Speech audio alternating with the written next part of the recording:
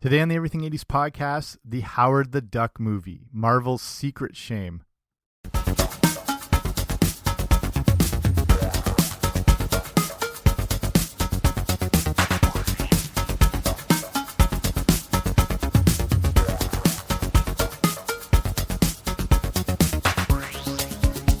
Hey, what's happening? How are you? Thanks for coming on out to the Everything 80s podcast.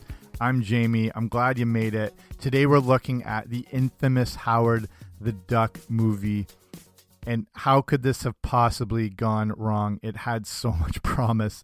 And we'll look at this whole train wreck and disaster and, you know, why it can be considered Marvel's secret shame within the Marvel Cinematic Universe. Before we get to it, make sure if you haven't subscribed to the podcast, wherever you find your podcasts, that way it is automatically sent to you. I don't have to hand deliver it, mail it. Saves me a ton on postage.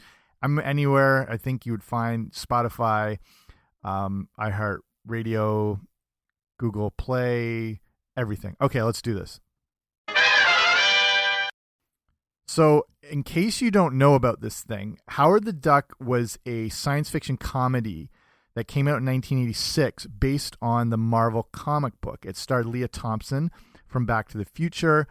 It was originally going to be an animated movie. It ended up as a massive failure, and we're going to look at why. It's all the pieces were there for this thing to be great.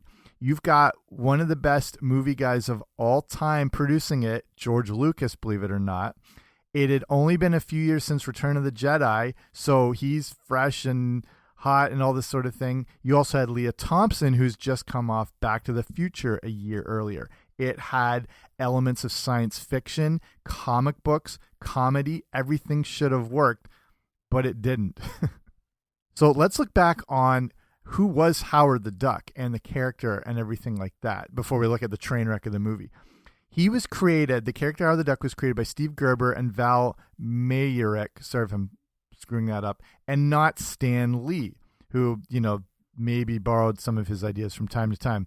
Howard the Duck debuted in Adventure into Fear number 19, which came out on December 13th, 1973. It tells the story of an anthropomorphic creature who is in a fish out of water situation and stuck on Earth. Kind of like the early version of E.T. and a little bit of Elf thrown in. He was a 3-foot-tall duck that wears a shirt and tie and often found smoking a cigar. Like other classic cartoon characters, Howard doesn't wear any pants. So this led to comparisons and the inevitable lawsuits by Disney, as there seemed to be an obvious connection with Donald Duck. Marvel would have to, you know, change up the look and write in, you know, a progression of different clothing options and how he was going to be physically different from Donald Duck. It ended up with him wearing a suit, and that was able to get Disney off their backs, which is funny because Disney now owns Marvel, so that was all sort of like a moot point. The character of Howard the Duck he's irritable, he's cynical, he doesn't see anything special about himself except that he is a duck.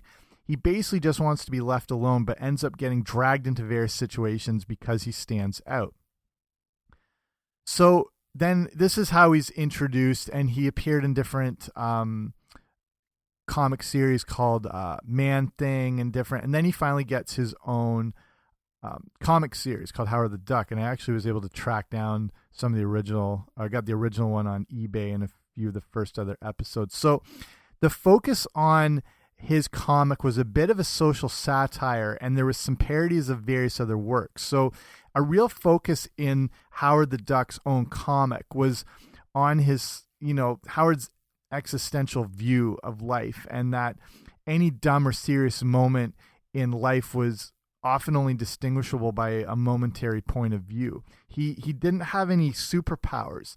He was skilled in quack fu, which was allowing him to hold his own in a lot of fights. And according to the comics, he has some sort of degree of mystic talent, and he's offered to be trained by Doctor Strange to kind of further develop his skills. So Howard the Duck, it's probably like news to a lot of people, again, depending when you grew up or how big you were into comics.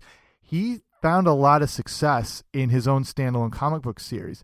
The first issue came out in 1976, and it caught on pretty well. I think just because of the uniqueness of the character, maybe a bit of that similarity to Donald Duck. but it was, there wasn't a lot of other options for entertainment based on comic book stuff. We don't have Superman the movie's not even out yet. We're not into any of, Star Wars or, anything science fiction-y was pretty much comic based at that point. But Howard the Duck caught on well. There's even the incident of Howard being involved in that year's presidential election. In one of the comic issues, there was a fictional political party called the All Night Party, and they had the slogan, "Get Down America."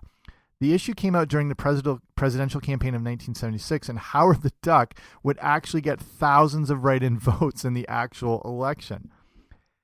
They tried to capitalize on this by putting him into a newspaper comic strip from 1977 to 78 to enhance his popularity and to try and get him more into the mainstream. I could go way more into the comic. There's a ton of history, but this is sort of the focus on the movie. But one last interesting thing from that time period is that they recorded a pilot of a Howard the Duck radio show starring James Belushi as Howard.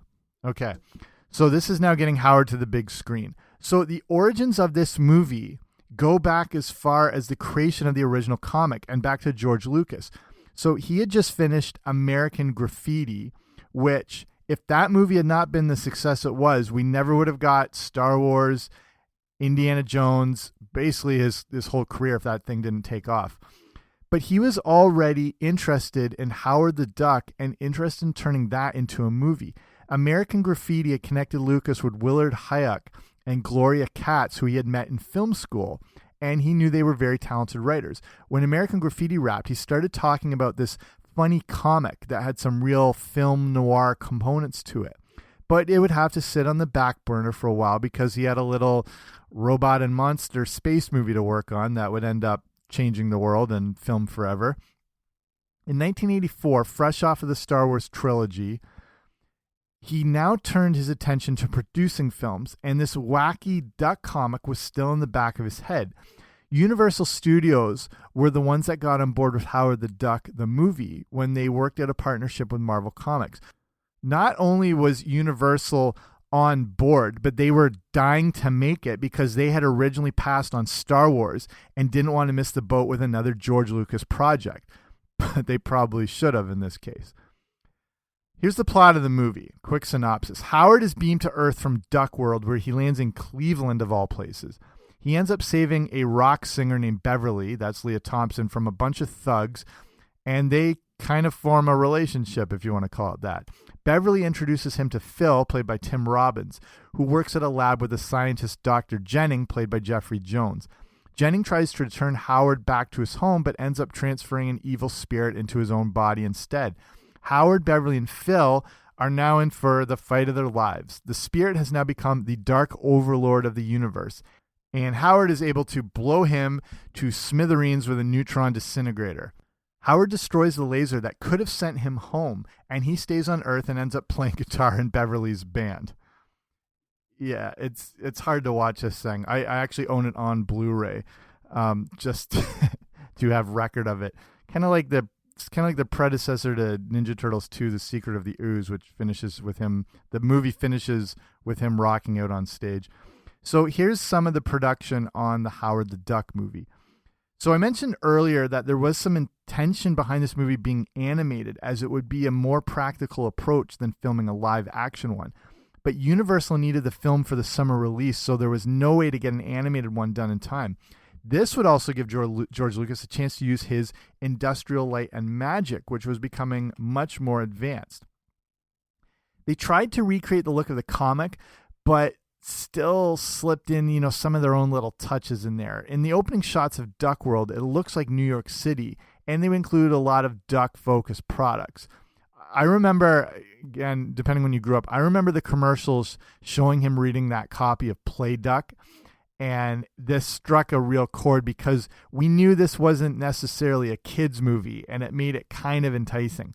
Howard the Duck was never intended as a kid's movie, even though he looks appealing to kids and a younger audience. But it was always geared towards adults in sort of a National Lampoon style.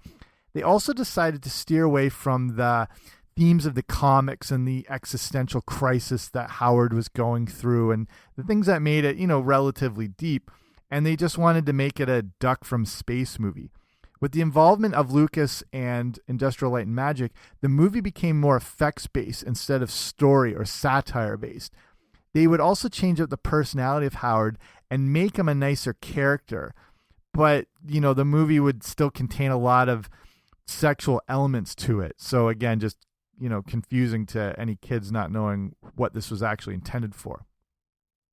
So here's the actors of Howard the Duck. Leah Thompson is the main draw to the movie after she's played Lorraine Baines in Back to the Future, and also starring a younger Tim Robbins before he would play Andy Dufresne in the iconic Shawshank Redemption. Mentioned Jeffrey Jones as the evil Dr. Walter Jennings. Jones was also the principal in Ferris Bueller's Day Off, if you probably remember him. Holly Robinson Peete from 21 Jump Street and Hanging with Mr. Cooper was also in it. So for Howard himself, they had to do a few things. To portray him, they had to use a combination of animatronic suits, puppets, and costumes. They had such little time for production that some of the animatronics would lose all their feathers and even explode. They were also so poorly made that you could see inside the puppet when the mouth was open. It took so much coordination because of the poor suits that filming became a nightmare. They would have to constantly change up angles to hide the various faults.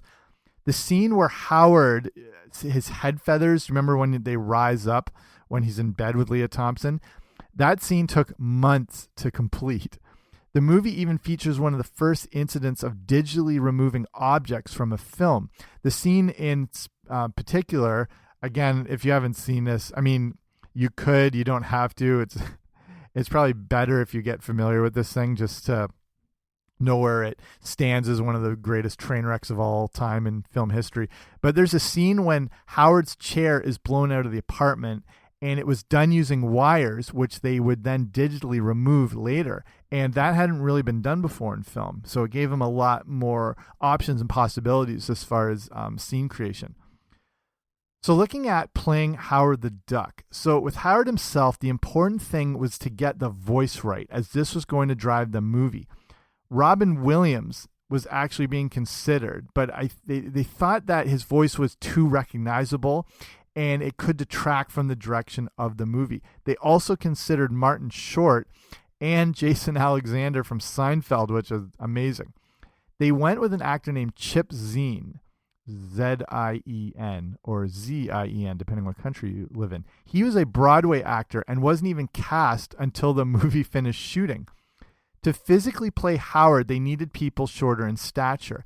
They would use various people to play Howard, but settled on a guy named Ed Gale, who was at first considered too tall for the role and would be mainly used for stunts. They also cast a child actor, and this is where I have a little bit of a connection to this movie. Jordan Prentice was 13 years old and picked to play Howard the Duck, and he lived down the street from me, if you can believe it or not. I didn't know him. He was 4 years older, and he was in and out of town a lot, but I'd seen him walking down the street a few times. So this was a huge deal where I lived because everyone knew he was in Howard the Duck. No one knew what the movie was going to turn out to be and that it was awful. But at the time, it was a big time blockbuster. George Lucas was making this thing. Even the fact it was someone in a movie was huge, and he had this sort of mythical reputation in the neighborhood. And again, I don't know him, and he didn't live here long, but it was a pretty surreal experience knowing Howard the Duck lived in my neighborhood, and I'd seen him a few times walking around. So that's my little connection. The problem with this movie was the filming and how difficult it was. So especially for a younger person. And so Ed Gale, who I mentioned before, would take on more of the scenes. Because, the costume, unsurprisingly, was uncomfortable and it was so hot, they would have to blow cool air into the costume between shots. Okay, so now this is the release of Howard the Duck. Go online. If you want to remember great 80s trailers, movie trailers, go on YouTube and just look up the original trailer for Howard the Duck. It's perfect. So there were a ton of technical issues shooting this thing, and they were under this time crunch. And I think this is what, leads to the demise of the movie. I think if they had more time, I think things would have turned out differently.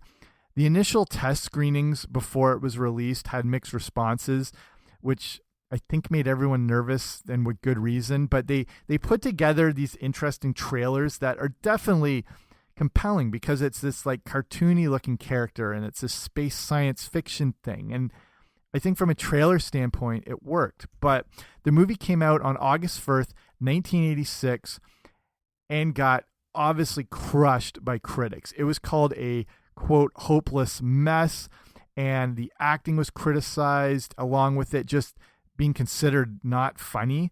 Today, it has a 15% score on Rotten Tomatoes, and it's considered the lowest rated Lucasfilm movie, which says quite a lot if you think what's been happening with that whole franchise.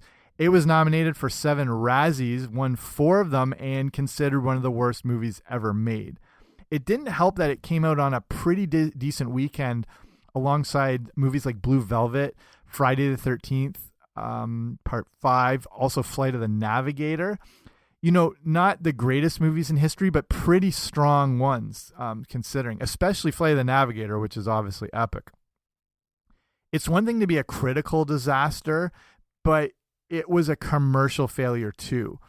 Say like, you know, DC movies, which are usually trounced by critics, but make a friggin' fortune. So it works out. You know, they don't really care less what anyone has to say about it.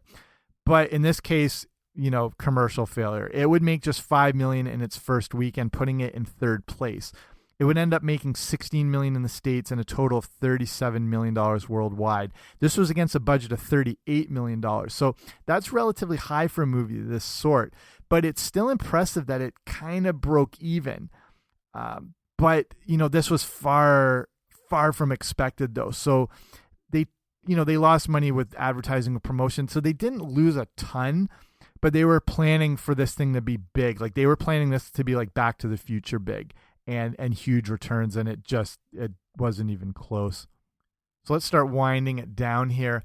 The movie has fallen into that so bad it's good category. And I agree with that. There's some things that are like, they're like, oh no, it's, you know, it's got to be funny in some way. And some movies are just straight up so bad you can't. This one actually is amusing to watch. Like it is so bad that it actually starts coming around and you're like, this is kind of, not that it's okay, but like you can enjoy it. You just have to watch it and just maybe get that sense of it. And especially when you know what's happening behind the scenes to make this thing, and the fact they even got it out into theaters at all is kind of like a miracle. So it leads to the enjoyment, and just because it's so absurd and it's just so over the top and not good, but could have been good. So it's an amusing watch. So Howard the Duck himself has had, you know, kind of this interesting evolution as well too. So you're obviously aware, if you're a big Marvel fan, the use of him in the end credits of Captain America and his inclusion in Guardians of the Galaxy. There's become this positive association with Howard the Duck as, again, like I remember everyone freaking out seeing him in the credits. There's just this like mythical character of this train wreck movie, but it's kind of lent itself to sort of like urban legend. It's like, oh, look, there's Howard the Duck. The fact that they acknowledge him and recognize him. But remember, the comics were a big hit, bigger than a lot of other things over the years that have turned into movies. So to see the fact they acknowledge him creates a lot of interest, I think. And I think there is interest in him having another run, but I don't know if they would ever, and I don't think they could, devote a whole Marvel movie to him.